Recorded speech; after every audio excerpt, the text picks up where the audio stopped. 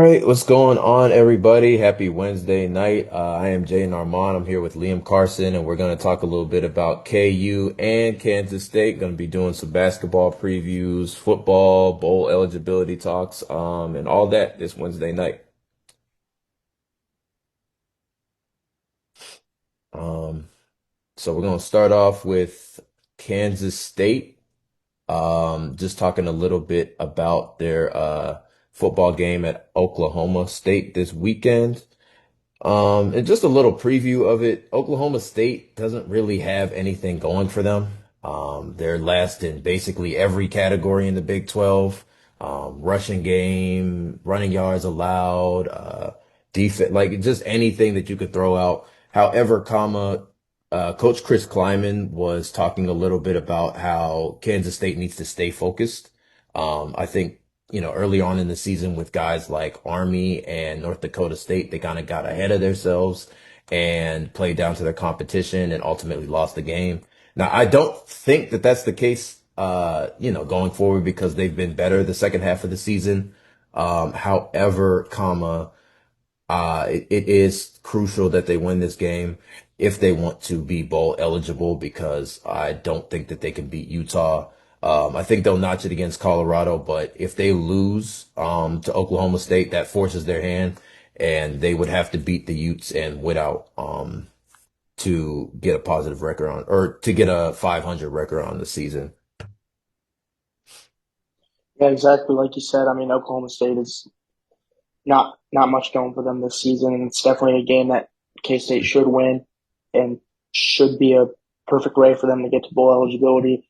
I like what Kleiman said about how they got to stay focused because these are kind of games that you can run into and get tripped up. I mean, I watched KU play Oklahoma State earlier this season, and it was just kind of a get right game for KU. I know we wrote about it, both of us. Kansas has kind of struggled this season in football in the middle half of the season, but then they ran into Oklahoma State and were able to handle them. So definitely getting the Wildcats should win. Yeah, definitely. And the Wildcats actually, I just found this out, haven't won in Stillwater since 2017. So, that you're looking for a team that, needs anything to go their favor. They have that working for them. Exactly, yeah. But should be a fun one there, and hopefully K State can get that one done. I Kind of agree. get back on track with their season. Beat Kansas, but just try to get that bowl eligibility after kind of a letdown season. But ending that with a bowl berth and a bowl win would be a win, I think. I agree. Yeah. Yep. So that's what we have for football. In terms of basketball, they play California tomorrow. Again, not too worried about this game. CalU's looked pretty good in their first two games, but I'm confident that Nate Johnson, PJ Haggerty, Abdi Bashir Jr. are going to continue doing their thing as the big three. Nate in his first game at Kansas State, he had a near triple double, kind of showing, his all around playmaking and what he can do on both ends of the court. PJ Haggerty, he's been doing good scoring, and he got like 11 assists last game. So just the playmaking that Jerome Tang wants to see in with his primary guard. I remember he talked about he wants him to elevate beyond just being a scorer and also get into the facilitating game. So that's good for him. But yeah, I think that that should be a pretty fun one tomorrow at I think it's 9 o'clock. Yeah, it should be 9 o'clock. They play Calu. Yeah, sounds like that should be a fun one. It's always nice to see these teams get to play another Power Four opponent this early in the season. Right. Just at Big 12 Media Day, Coach Tang or a media reporter asked Haggerty why he chose K State, and he simply just said because of Coach Tang. So I'm gonna be excited to watch that relationship grow over the season, and hopefully he's as advertised. I mean, I know he was a great player at Memphis, so I'm excited to see him play for the Wildcats and do his thing. Yeah, for sure. He's a little bit hard, sorry, on Haggerty. Yeah. which gives me flashbacks of how he was towards Doug McDaniel last season. But I honestly think it's just because like they have such high expectations for them, for Kansas State, that is, this season, in terms of making the tournament, things like that. This is definitely a game that you're going to want to see K State compete in because it's only going to get harder as we go into the Big 12 stretch and Big 12 play. And getting a win over Cal would be huge for the Yeah, Wildcats. yeah, for sure, for sure.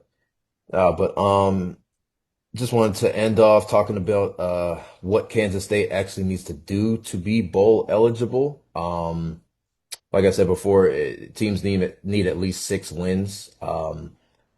Just talking about the trajectory of this Kansas State season, to go from being a Big 12 title favorite to, starting off the season 1-3 and really being completely out of it in the middle of the year was very disappointing. And then it just got harder as the season went on. Guys like Austin Romaine were out, Tobiasu Somni, who, those two are their best defenders by far. So losing them, and then Dylan Edwards, he got hurt to open the season and just kind of never recovered from there. And now he's out of the program. So it's been a rough go. So the fact that they can even have a bowl game is it's pretty good. I saw some of the predictions. One of them said Kennesaw State, which I think that would be fair for them. You can't imagine that they get an SEC team or something like that, because they probably are going to finish the season off with exactly 6 wins.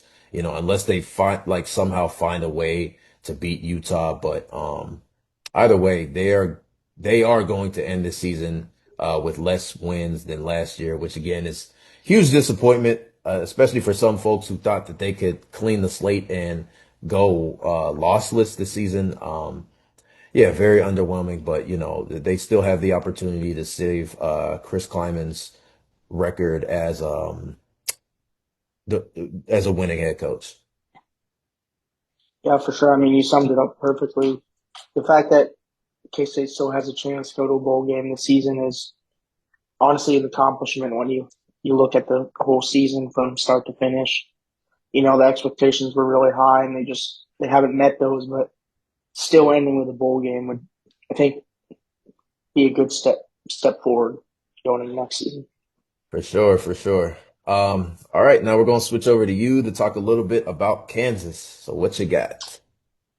Yeah, for sure. I mean, got a couple things to talk about here. We're going to do football and basketball, but I'll just kind of start with the KU basketball game last night. I mean, the big storyline before the game is Darren Peterson. He didn't suit up.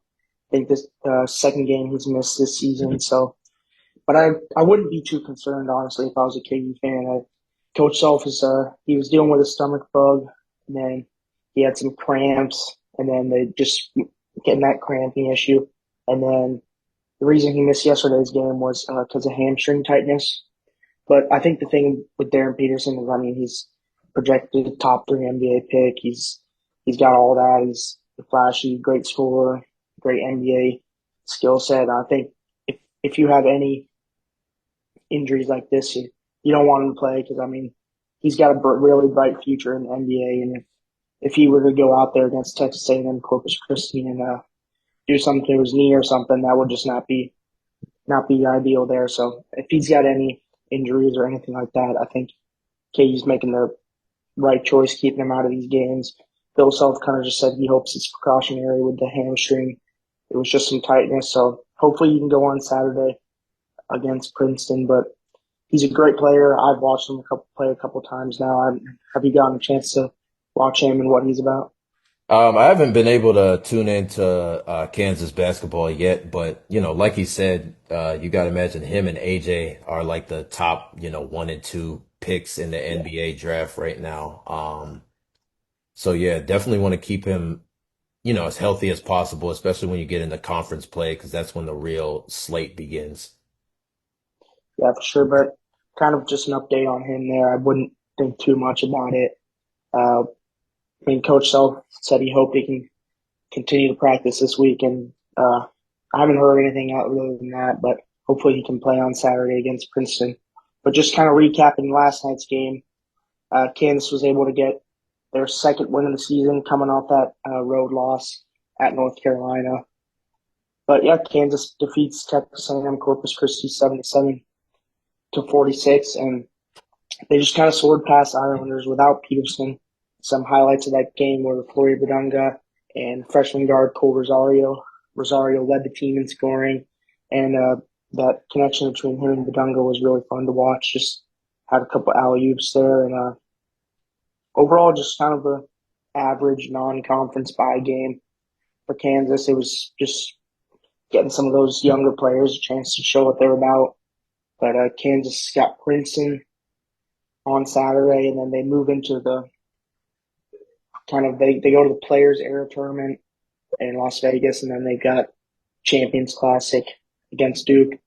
So hopefully Darren Peterson will be playing in that game. I assume he will be.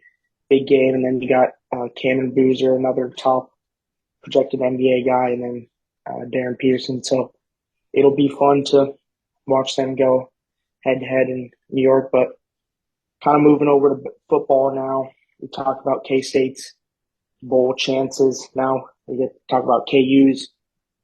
Kansas is 5-5 on the season, but these next two games are looking pretty tough to get to that 6 win and get to that bowl game. They've got a bye week this week, so chance to get healthy, chance to push for that final 2 game stretch. Then they'll be on the road at Iowa State, and then at home against Utah. I know K-State also plays Utah, so that's definitely going to be a really hard game there, but at least it's at home. But kind of just looking at both those games matchup wise, it'll be hard for KU to get that 6 win and get to that bowl game. But we talked about how K-State is looking to get there, but I think Kansas as well, ending with that bowl game would be just good for the future, good for the. But it kind of just came down to that. Once they dropped that game to Kansas State, that was kind of one of the bigger games. You had K-State coming to Lawrence, and that was kind of the shot to end that streak. Mhm. But KU wasn't able to get it done there. But hopefully they can go on the road against Iowa State in 2 weeks and just kind of put up a fight there. I know Kansas State played Iowa State that first game. Just kind of, I don't know how much of the KU of the Jayhawks you watched this season, but I know you watched Iowa State in that game, obviously. But Mhm. what do you think KU kind of has to do to be able to beat Iowa State and move to that 6 win? If you have any ideas about that game. Yeah, one thing I've noticed about Kansas is they've been like really bad against the run. Yeah, I know like can't like when Texas Tech came into town, they put up like I think like 300 yards against them yeah, between just Cameron Dickey and then the backup quarterback for Texas Tech. yeah, So it's going to be about stopping the run. And Jalen Daniels, he's been actually playing really well this season. I just think he needs to do better with like possession. He fumbles a lot, and that's yeah. something that I just against a team like Utah you can't do. Even against a team like Iowa State you can't really do. And kind of like I said with Kansas State, that Utah game is looking very, very difficult because as they go into these last few weeks, they're fighting for like postseason chances. So I think Kansas really needs to capitalize against Iowa State and get that victory. Yeah, so I just kind of have some overall thoughts and what I think KU needs to do to reach that 6 win, reach bowl game. So right now they're 5-5, and of course you got to get that 6 win to get to the bowl game, and then they got Iowa State on the road, and then Utah at home, like I said earlier. But I just got some keys of how they can come away with a win those 2 games. Like you said, Jalen Daniels has been playing some great football this season. It hasn't really ever been. I mean, if people are talking about the offense this season, it's usually good. The offense has been scoring points, they've been running the ball very well. Daniel Highshaw, LaShawn Williams, great backfield, and then Emmanuel Henderson. He's come in here, kind of played a great role on the receiving side of things. But I think Jalen Daniel just kind of, like you said, he's got to limit those turnovers.